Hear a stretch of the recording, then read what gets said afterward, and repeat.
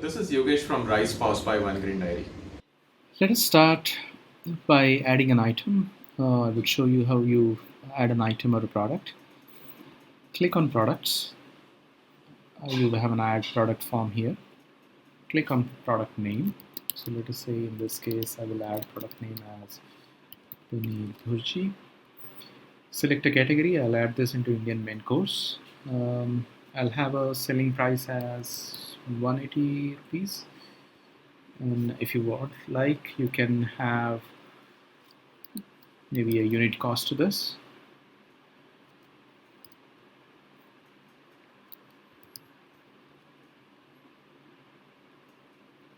And if you have an image for this product, you can simply go ahead and add an image here. So I have one image, so we just add this image.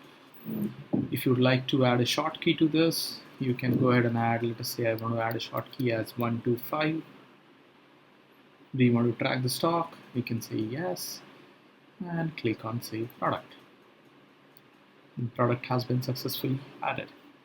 Now if you would like to check this product in your POS, just go to POS and here simply enter your user PIN. You have an option update available.